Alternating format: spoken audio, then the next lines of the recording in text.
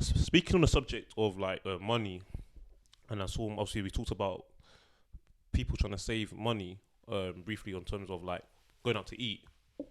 I feel like saving money is a subject that's would you say is even more important even now as well, especially with times have changed, cost of living crisis. And you say I use it a lot. Yeah, but I'm being in context now. I'm not just using a buzzword now. Yeah, definitely. Yeah, 100%. Yeah, definitely in terms of like the state of the current climate financially. Yeah. I'm sure. Are we in a recession or we're heading into a recession? Who knows, mate? So who knows at this point? Yeah, but yeah, definitely this conversation needs to be spoken about more. Yeah. So the reason why I asked is because obviously I don't know about you, but for me, I've seen a lot of, that the old saying was people said save, save, save, and then all of a sudden, savings now became people now start saying, why are you saving for? It's all about investing. Yeah. But I feel like a lot of people don't even understand investing. Yeah. And even if you do understand investing, savings is equally as important. I wouldn't just say that don't save, just invest. You still need to be saving money. Yeah. And I think regardless of what your circumstances are on, how much you're maybe like earning or whatever. Yeah. Whether you're earning 10k a year, 20k a year, 30, 100 grand or £1 million a year, I think you should just all be trying to save what you can. So what can I ask? What you typically like would you say with your savings from like your history to now? Would you say, and like how would you say that's changed, if anything? Yeah, I mean throughout the years since I've been like earning money and stuff like that, I'll say my actual savings. I don't know, because I'm someone who, the term like, save for a rainy day. Yeah. Like I'm more of I save to like towards a specific item, if that makes sense. Specific goal. Yeah, it's like a specific goal, whether that's like a holiday or like saved up for a car. Do you know what I'm saying? Yeah. I don't necessarily like to save for the sake of savings, if that makes sense. Yeah. But at the same time, I've obviously. What can I ask you? Just why is that though? Why not even so take away a goal in mind aside, why do you not like to like even save for just but there's nothing particularly you're looking for? I'm someone who's probably I don't want to say I like to live in the now, but I'm just saying that I like to enjoy myself in it. Yeah. In the now, yeah. So if I just want to say that I won't put money away. Like I'll put the money away, but like let's say something's coming up, I want to do it. Like I'll probably dip into that and do it. Yeah. Unless that's for a specific goal, I won't touch it. Do you know what I'm saying? I will put it that way where I can't touch it. Do you know what I'm saying? Yeah. Now, if I'm saving for the sake of saving, and there's nothing actually particular in mind, a goal in mind, I'll probably dip into that saving stuff like that. Oh, really? Yeah, I probably will. But in terms of saving, Jam, I'm not the worst in it. And like you said before, saving now is kind of, I won't say go as strong and say it's frowned upon, but it's like people's like invest. Or why you say? Why you put money in the bank for? Like, because inflation or the money loses value and stuff like that. I hear all that in it, but it's just good habits to have. Do you know what I'm saying? Overall with money, if you're talking overall money, I'm pretty good with money. Do you know what I'm saying? Are you? I would say so, yeah. Fair I know you got I know you probably got a different perspective with money in it, yeah. Obviously, do you know what it is? Everyone's lifestyle is different. Everyone's circumstances are different in it, yeah. So depending on your situation, yeah. Some people can put more money away. Some people have to pay full rent. Some people are flat sharing. Some people contribute to the family. Some people don't do. Do you know what I'm saying? It all depends on the actual circumstance. Do you know what I'm saying? Okay, so for me, what I would say, so you mentioned that yours is more like you're saving when there's a particular goal in mind. Yeah. That is where you really pay attention to what you're actually saving. Yeah. Okay. That's what I've said. I'm most disciplined. For me, that is basically that's been the case throughout my life as well. Yeah. From like really young, when I had something in mind, money will be saved. Now, the reason why, for a lot of people, some people, even if they have a goal in mind, they can easily get sidetracked with that goal. Yeah. And then start taking money out. But for me, and I think that's where it's even more, I'll say it's even more peak. But for me, it's like if there's something necessarily in mind, things that I don't rob. I don't rob from Paul to pay Jake. If that makes sense. Unless I really, really have to, and that's almost never the case. Yeah. That's what I don't do. I don't get sidetracked. So that's why I feel like it's important. And then I allocate a certain amount. I feel like people just need to learn to understand what they're investing into, not just jump on a little hype thing like a crypto, where a lot of people end up losing their money. A lot of people invest their money put in different criteria and stuff like that. But you need to, like you said before, you need to understand what you're investing into. Yeah, you know what I'm saying. And then obviously there's another topic that I'm not really privy to give proper advice on. But I know, for example, when I was younger, I was good at saving money, even from like birthdays and Christmases. Like maybe an auntie, grandparent, and someone else may give me a few. If I got a £20 there, £30 there, that will be saved into like a robot or piggy bank. And then because I was really into Beyblades from back in the day, the original series, and those toys, and I really wanted it. So my mom told me, if you save all this money up, we can go and spend it on these toys. The Toys R Us in Peckham. Shout out, that was my childhood. Go there because those things, and I was from young, so I thought I got taught. I feel like for me, it's not true, but Beyblades weren't. I remember they weren't cheap. No, they're very expensive. Oh yeah, you remember. You're going back a good 20 years, because I remember I used to love Beyblades as well. That wasn't no cheap plastics stuff. That was like hard metal. Yeah, like I remember that Beyblade hit your flesh, man. Like that'll hurt. It's peak, I've had it. It's like sometimes when you off topic. Remember with like the launcher.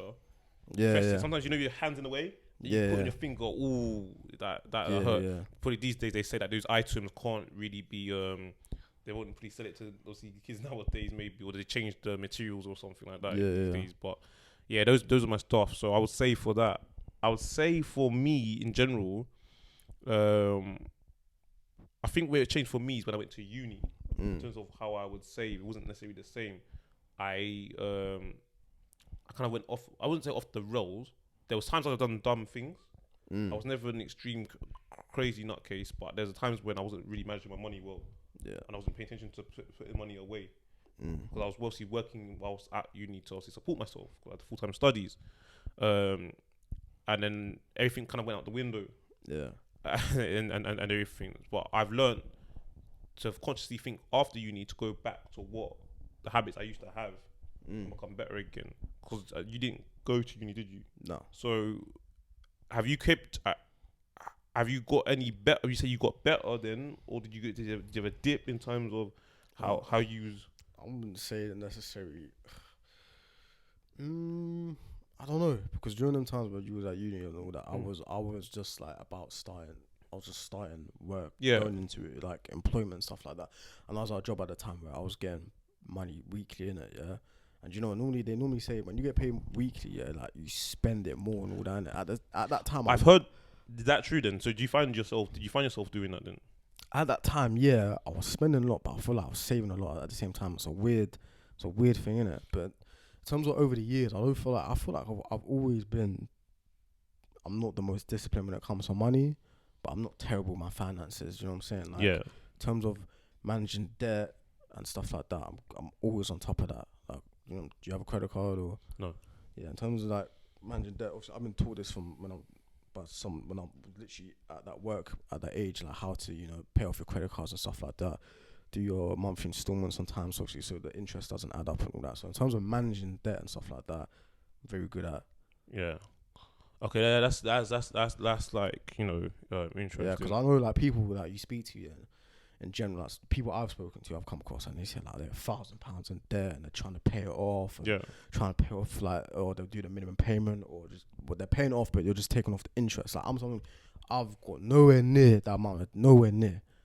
I'm very good at managing and stuff like that. Because in terms of actual money and stuff like that, might not be the best yet, but I'm not someone who's spent ridiculously on one specific item. Do you know what I'm saying? Like, some people, I don't know, like, everything's gone up here, but like I say, the cost of trainings today, like I see people buying trainings for like £800+ stuff like that. Now you know me, I love my crepes in it, but do you know what I'm saying? I won't go past a certain price. Do you know what I'm saying? Oh really? Yeah, of course. So with trainers, like, so this is interesting. So with some items, you would say that you kind of have a cap on. Yeah, of course. Yeah. Because it's no like, matter how much you like what it looks like. How much I like. Like, for example, I've always wanted to own a pair of Jordan 4s cement greys.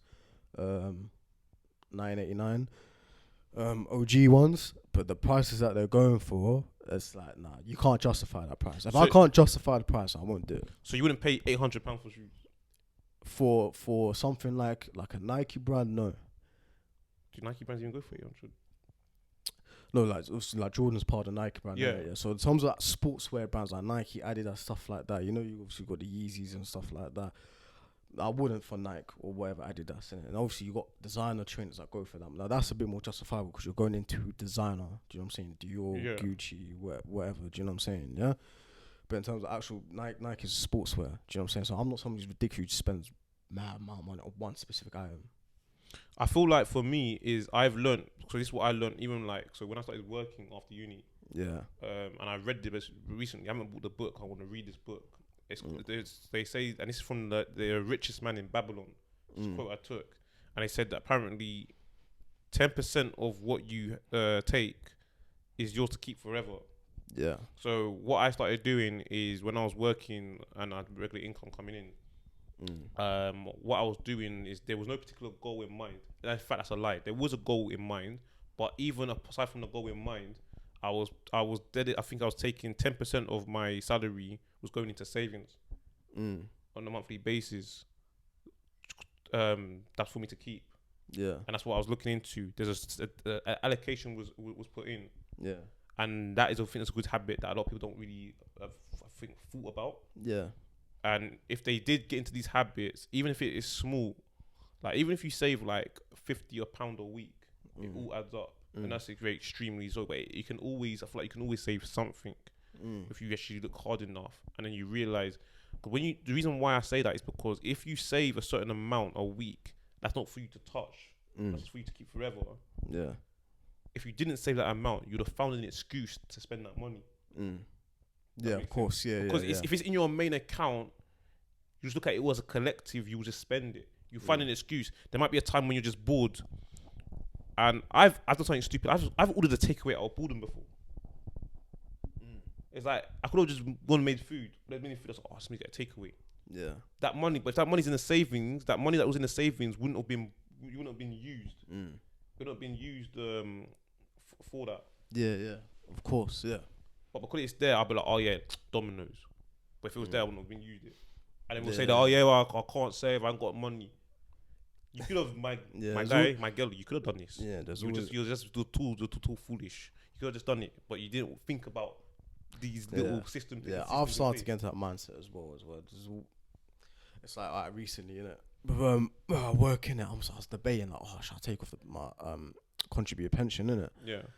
And I was like, should I do it? Because obviously, shit, tie out here, innit? And I was speaking to someone that I actually want to bring on the podcast, and obviously we'll explore more into this, probably more on the investment side of things, yeah?